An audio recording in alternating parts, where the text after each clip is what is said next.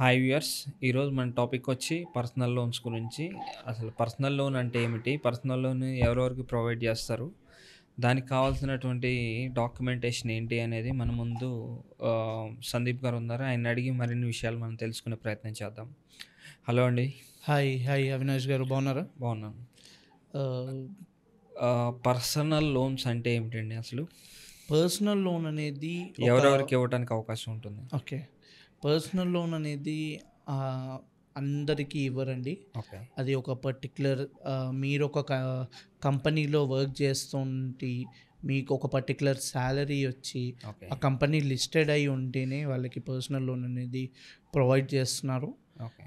Moreover ఇప్పుడున్న పరిస్థితుల్లో personal loan అనేది రేట్ ఆఫ్ ఇంట్రెస్ట్లు కూడా చాలా తగ్గాయి. ఓకే. ప్రీవియస్గా చెక్ చేసుకుంటే పర్సనల్ లోన్లో మీకు ఎక్కువ చెక్ చేసుకోవాల్సింది కస్టమర్ వర్క్ చేసే కంపెనీ, ఓకే. ఆయన శాలరీ, ఓకే. మరి వచ్చేసి ఆయన సిబిల్ స్కోర్. ఓకే. ఈ మూడు అనేది మేజర్గా చూస్తారు. ఓకే. ఈ పర్సనల్ లోన్స్‌కి మినిమమ్ ఏజ్ క్రైటీరియా ఎంత ఉంటుంది?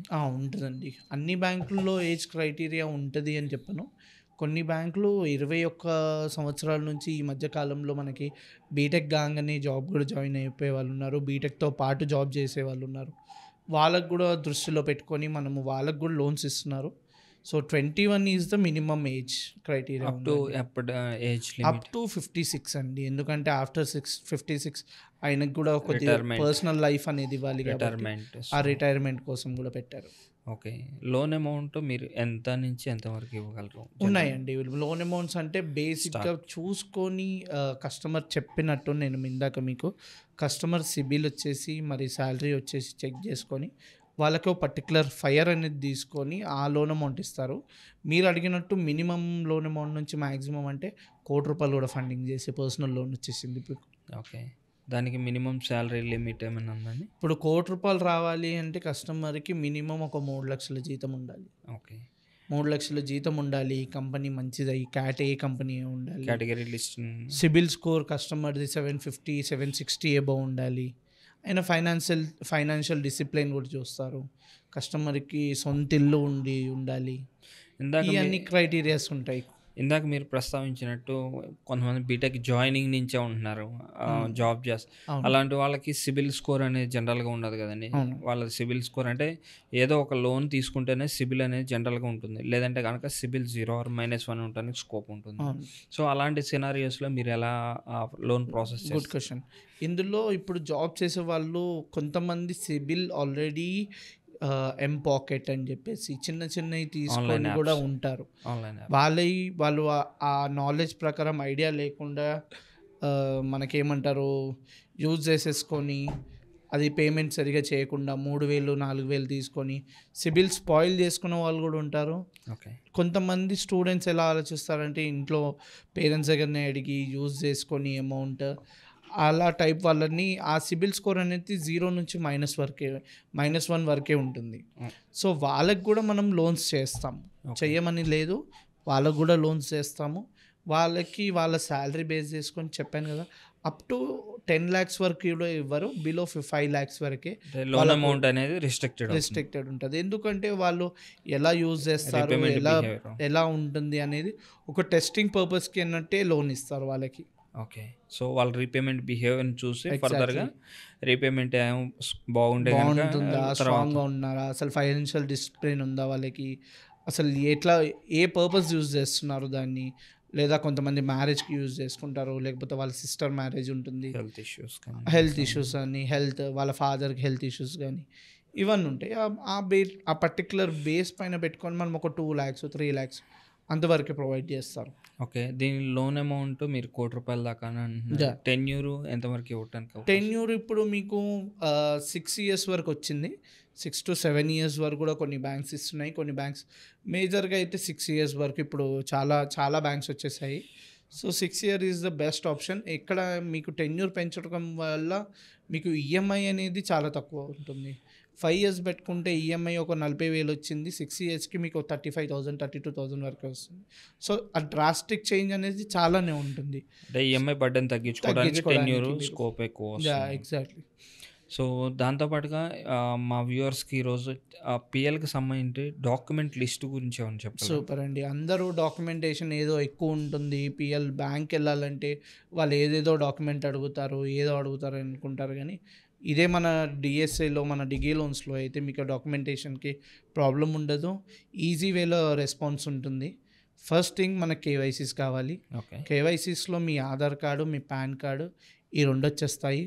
నెక్స్ట్ మీ 3 మంత్స్ పే స్లిప్ కావాలి. 3 మంత్స్ బ్యాంక్ స్టేట్మెంట్ కావాలి. 3 మంత్స్‌తో పాటు 6 మంత్స్ అడిగే బ్యాంక్ స్టేట్మెంట్స్ కూడా కొంతమంది ఉంటారు. ఓకే. 6 మంత్స్ అయితే 6 మంత్స్, 3 మంత్స్ అయితే 3 మంత్స్. సింపుల్ డాక్యుమెంటేషన్ అండి. ఓకే. ఇందులో ఇన్ కేస్ మీకు ఎలిజిబిలిటీ వస్తలేదు, ఏదైనా ప్రాబ్లమ్ ఉంది అన్నప్పుడు మీరు లాస్ట్ మంత్ శాలరీ హైక్ అయింది. ఇప్పుడు ఈ నెల 30,000 ఉంది. లాస్ట్ మంత్ మీకు శాలరీ 25,000 ఉంది. ఈ 5,000 ఎలా పెంచారు అని అడుగుతారు. దానికి హైక్ లెటర్ అని ఉంటుంది. హైక్ కన్ఫర్మేషన్ మీకు మెయిల్ ఉంటుంది హెచ్ఆర్ దగ్గర నుంచి. ఓకే. అది ప్రొవైడ్ చేసుకొని కూడా మనం మూవ్ చేసుకోవచ్చు. ఓకే. సో ఇంతే ఉంటుంది డాక్యుమెంటేషన్. 3 or 4 డాక్యుమెంటేషన్స్ ఉంటాయి. ఓన్ హౌస్ అడ్రస్ ప్రూఫ్ ఒకటి ఉంటుంది. అన్ని బ్యాంక్స్ ఇప్పుడు నార్మల్గా అయితే గవర్నమెంట్ ఇష్యూ చేసిన ఐడి ప్రూఫ్సే అడుగుతున్నారు, ఐడి ప్రూఫ్సే తీసుకుంటున్నారు. ఓకే. సో ఇంకా ప్రాబ్లం లేదు. ఆధార్ కార్డులో మీరు ఎలా అయినా అడ్రస్ ప్రూఫ్ ఉంటుంది కాబట్టి దానికి బేస్ చేసుకొని లోన్ చేసేయచ్చు మనము. ఓకే. అంటే తన ఎలిజిబిలిటీ క్రైటీరియాని ఏ విధంగా చెక్ చేయడానికి? యా, నైస్ అండి. ఇప్పుడు ఎలిజిబిలిటీ క్రైటీరియా అనే వరకు వచ్చే వరకు ఇప్పుడు ఆయన తీసుకున్న ఈఎంఐస్ ఏం కడుతున్నారు. ఇప్పుడు ఎగ్జాంపుల్ చెప్పుకోండి, ₹1,00,000 సంపాదిస్తున్నాడు. ఓకే. కంపెనీ వచ్చేసి మంచి కేటగిరీ ఏ, బిలో ఉంది కేటగిరీ. ఓకే. అందులో మనం ₹1,00,000 సంపాదించే వాళ్ళకి మనం 70% వరకే లోన్ ఇవ్వగలుగుతాం. ఓకే. ఆ 70% లోన్కి ఏమవుతుంది మనకి 1,00,000లో 70% తీసేస్తే 70,000కి లోన్ పెట్టగలుగుతాం ఈఎంఐ. ఓకే. ఇందులో ఈ 70,000లో ఈఎంఐల్లో కస్టమర్కి ఇంకేమన్నా ఈఎంఐస్ ఉన్నాయా లేవా చూసుకుంటాము. ఓకే. ఇన్ కేస్ ఒక చిన్న కన్సూమర్ లోన్ కానివ్వండి, ఫోన్ కొనుక్కోవడం కార్డ్ కానివ్వండి, out standings. Credit cards use చేస్తుంటాడు, లేకపోతే కార్ తీసుకొని ఉంటాడు, యూజ్డ్ కారు, న్యూ కారు, దానికి ఈఎంఐ కడుతుంటాడు. ఆ ఈఎంఐస్ ఎన్ని పోతున్నాయి, ఈ 70,000లో ఆ ఈఎంఐస్ ఎన్ని పోతున్నాయి చూసుకుంటాము. ఓకే. ఒక 25,000 పోయాయి అనుకోండి, 25,000 తీసేసి మిగతా ఏదైతే అమౌంట్ ఉంటుందో దానికి మనం ఈఎంఐ సెట్ చేసి ఇంత లోన్ అమౌంట్ అని ఇవ్వచ్చు. ఓకే.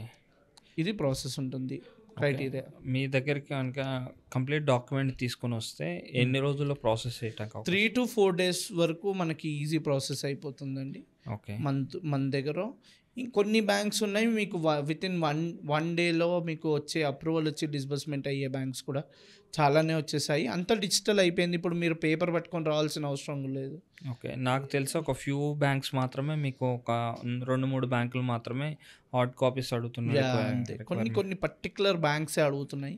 మిగతా బ్యాంక్స్ అన్నీ అంతా ఆన్లైన్ అయిపోయింది. అంత కస్టమర్ ఇంకా ఇక్కడ మీకు ప్రాబ్లం ఏంది లేదు అంటే కస్టమరే అంతా ప్రాసెస్ చేసుకోవచ్చు. ఆ ఫెసిలిటీ కూడా బ్యాంక్ ఇచ్చేసింది. ఓకే. సో మీకు మేము మా తరఫు నుంచి మీకు లింక్ పంపిస్తాము.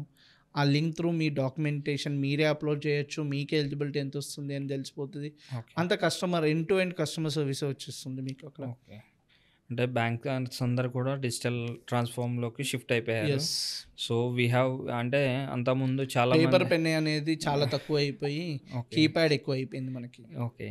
సో దాంతోపాటు ఏమవుతుందంటే ఈ డాక్యుమెంటేషన్ అంతకుముందు ఏంటంటే కంపల్సరీ ఒక బ్యాంక్కి వెళ్ళడం ఇలాంటివి ఉండేవి జనరల్గా. ప్రీవియస్ వాళ్ళు ఇంకో డాక్యుమెంట్ వాళ్ళు వెయిటింగ్ చేయించడం, వాళ్ళు ఇంకో డాక్యుమెంట్, ఈ డాక్యుమెంట్ క్లియర్గా లేదంటే ఇంకో డాక్యుమెంట్ క్లియర్గా తేవాలి.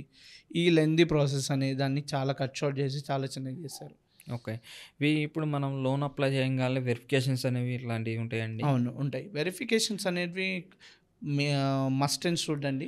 ఓకే. వెరిఫికేషన్స్ అనేది పర్టికులర్గా బ్యాంక్ థర్డ్ పార్టీని పెట్టుకొని కూడా చేస్తుంది.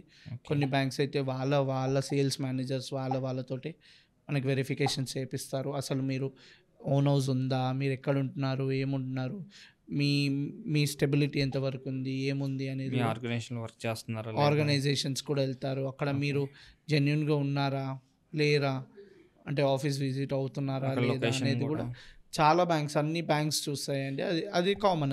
అది ఆ థింగ్ అనేది చాలా అంటే కామన్. అంతకుముందు జనరల్‌గా ఏందంటే ఫిజికల్ ఆహ్, పీడీ అయ్యేది, క్రెడిట్ మేనేజర్ కూడా వెళ్ళేవాడు, లేకపోతే క్రెడిట్ కూడా చూసేవాడు. ఇప్పుడు థర్డ్ పార్టీస్ కూడా వెళ్తున్నాయి, సేల్స్ మేనేజర్ కూడా వెళ్తున్నారు. ఓకే. సో ఎక్కడ ఈ ఈ వెరిఫికేషన్ వల్ల మన బెనిఫిట్స్ ఏంది అంటే కస్టమర్కి ఆయన సిబిల్ పైన ఉన్న గ్రిప్ అనేది పోగొట్టుకోకుండా ఉంటారు. ఓకే. సో అది అది మెయింటెనెన్స్ అనేది చాలా ఈజీగా చేస్తారు. ఓకే. అండ్ మీరు జనరల్‌గా ఏంటంటే పర్సనల్ లోన్స్‌లో నాకు రేట్ ఆఫ్ ఇంట్రెస్ట్ ఇంతని, ఇంతని ఎస్ అనే ఎస్ డిస్కషన్ ఎస్ జరుగుతా నైస్ ఉంటాయి నైస్. జనరల్‌గా. ఈ సాఫ్ట్‌వేర్ ఇండస్ట్రీలో ఏందంటే క్యాఫ్టీరియాలో కూర్చొని నాకు ఈ రేట్ ఈ ఆఫ్ లోన్ ఇంట్రెస్ట్ ఉంది, వచ్చింది, ఇంత ఇంత rate rate of of interest interest వచ్చింది. వచ్చింది. సో మనం ఎక్కడి నుంచి ఎంతవరకు రేట్ ఆఫ్ ఇంట్రెస్ట్ అనేవి ఆఫర్ చేయడానికి ఉంటుందండి కస్టమర్స్? ఇప్పుడున్న మార్కెట్లో అయితే రేట్ ఆఫ్ ఇంట్రెస్ట్ చాలా ఉన్నాయి, చాలా తగ్గాయి ఓకే. ముందు కంటే. సో బెటర్ ఇప్పుడు 10.49 ఉంది, 10.25 ఉంది. ఈ రేట్స్ అన్ని బ్యాంక్స్లో కొన్ని బ్యాంక్స్ ఇస్తున్నాయి. బేస్డ్ ఆన్ చెప్పాను కదా నేను, కేస్ టు కేస్ అనేది కేస్ టు కేసు మేజర్గా మీ కంపెనీ, మీ శాలరీ ఏదైనా మీకు పిఎల్ లోన్ కావాలి అంటే మీరు బేస్ చేసేదే మీ కంపెనీ, అండ్ మీ శాలరీ. ఈ రెండు థింగ్సే మీకు చాలా థింగ్స్ అనేది చేంజ్ అవుతాయి. ఓకే. రేట్ ఆఫ్ ఇంట్రెస్టే కానివ్వండి, లోన్ అమౌంటే కానివ్వండి, ఓకే. ప్రాసెసే కానివ్వండి. సో ఇక్కడ మెయిన్ కీ రోల్ ప్లే చేసేది 3 things. That is your salary, okay. Me company and your CIBIL. Okay. ఇవి 3 చాలా నీట్గా ఉండి, హై ఉండి, ప్రాపర్గా ఉన్నాయి అనుకోండి, విత్ ఇన్ 2 డేస్లో కూడా క్లోజ్ చేసే కేసెస్ కూడా ఉన్నాయి మన దగ్గర. ఓకే. సిబిల్ అని అంటున్నారు. సిబిల్ ఎంత నుంచి ఎంత వరకు ఉంటే మనము బ్యాంక్‌ని మాకు ఇంత రేట్ ఆఫ్ ఇంట్రెస్ట్ కావాలని డిమాండ్ చేయడానికి స్కోప్ ఉంటుంది? అబౌవ్ 760 అండి. అబౌవ్ 760 ఉంటే మీరు ఆ పర్టిక్యులర్ శాలరీకి మనము ఇంత లోన్ అమౌంట్ మీరు ఎంత తీసుకుంటున్నారో చూసుకొని, నాకు ఈ రేట్ కావాలి, ఈ రేట్ ఉందా లేదా అనేది ఒకసారి క్రాస్ వెరిఫై చేసుకుంటే ఈజీగా వచ్చేస్తుంది మీకు. ఓకే. అండ్ ఇందులో ప్రీ క్లోజింగ్ ఛార్జెస్ ఇట్లాంటివి ఏమైనా ఉంటాయండి? ఓకే. ప్రీ క్లోజింగ్ ఛార్జెస్ అన్ని బ్యాంక్స్ ఉండవండి. ప్రీ క్లోజింగ్ ఛార్జెస్ మీకు కొన్ని బ్యాంక్సే ఇస్తుంది. పార్ట్ పేమెంట్ ఛార్జెస్ కూడా కొన్ని తక్కువ బ్యాంక్స్లో ఉంటాయి. విత్ ఇన్ 1 ఇయర్ అయితే మీకు ఛార్జెస్ కొన్ని ఎక్కువ బ్యాంక్స్లో పడతాయి. విత్ ఇన్ 1.5 ఇయర్ 2 ఇయర్స్ అది దాటితే మీకు ఛార్జెస్ అనేది తగ్గుతూ వస్తాయి. Okay. So pre closing option కూడా కొన్ని బ్యాంక్స్ ఉన్నాయి మీకు చెప్పడానికి. అన్ని బ్యాంక్స్ ఉన్నాయని చెప్పలేను అంటే నేను. ప్రీ క్లోజింగ్ మీద ఎంత ఛార్జ్ చేయడానికి బ్యాంక్ ఛార్జెస్ అనేది బేస్డ్ ఆన్ ద బ్యాంక్ అండి. వాళ్ళ క్రైటీరియాస్, వాళ్ళ పాలసీస్ వాళ్ళు పెట్టుకొని, వాళ్ళు ఫిక్స్ చేసుకొని మనకి ఎంత ఛార్జెస్ అనేది వాళ్ళు ప్రొవైడ్ చేస్తారు. Based on the customer things case to అండి. కేస్ ఇట్ విల్ అంతే. Be decided. Yeah. Okay. And కొన్ని కంపెనీస్ మీరు క్యాట్ ఏ, క్యాట్ బి అంటున్నారు. ఆ కేటగిరైజేషన్‌ని ఏ విధంగా సెగ్రిగేట్ చేస్తారు? కేటగరైజేషన్ అనేది కంపెనీని బ్యాంకే డిసైడ్ చేస్తుందండి. Okay. మనకి ఈ పర్టికులర్ కంపెనీని మనం ఈ కేటగిరీలో పెట్టామని చెప్పేసి బ్యాంకే మనకి కన్ఫర్మ్ చేస్తుంది. ఓకే. బ్యాంక్ ఎలా కన్ఫర్మ్ చేస్తుంది అంటే వాళ్ళ కంపెనీ వచ్చిన ఎన్ని ఇయర్స్ ఆఫ్ టెన్యూర్, ఎన్ని years of Working capital. Capital, Okay.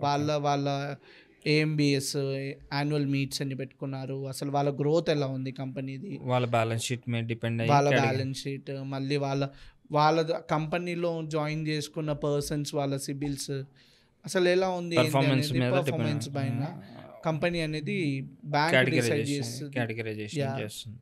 Non listed అని అంటున్నారు. ఏంటంటే అది నాన్ లిస్టెడ్ అనే మాట నేను ఎక్కువగా వింటున్నాను. నాన్ లిస్టెడ్ కంపెనీస్ అంటారు. కొన్ని స్టార్టప్ కంపెనీస్ వస్తాయి, అప్పుడప్పుడే మార్కెట్లోకి వచ్చి ఉంటారు, ఓకే. సాలరీస్ ప్రొవైడ్ చేస్తారు, డొమైన్స్ వాళ్ళే సపరేట్. అంటే ఫుల్ ఫ్లెడ్జ్గా బ్యాంక్స్కి వాళ్ళ అథారిటీస్ బ్యాంక్కి సబ్మిట్ చేయరు. సో వాళ్ళని మనము నాన్ లిస్టెడ్ అంటాము. వాళ్ళని లిస్టెడ్లో కిందికి బ్యాంక్ యాక్సెప్ట్ చేయదు. సో వాళ్ళకు కూడా లోన్స్ చేస్తాము, మనం చెయ్యమని కాదు, వాళ్ళకు కూడా చేసేవాళ్ళు చాలా బ్యాంక్సే ఉన్నాయి మన దగ్గర. ఓకే. సో వాళ్ళు కూడా ఎటువంటి ఇబ్బంది పడవద్దు అనే కాన్సెప్ట్లో మనము ఆ ఎన్బిఎఫ్సిస్ అని కూడా తీసుకొచ్చాము, okay. Non banking sectors. Okay. దాని నుంచి కూడా మనం చాలా మందికి లోన్స్ చేయొచ్చు. ఓకే. థ్యాంక్ యూ అండి సందీప్ గారు. మీ వాల్యుబుల్ Thanks. టైం స్పెండ్ చేసి మాకు మా వ్యూయర్స్కి మంచి అమూల్యమైన విషయాలు తెలియజేశారు. థ్యాంక్ యూ అండి. థ్యాంక్ యూ అండి. Thank you.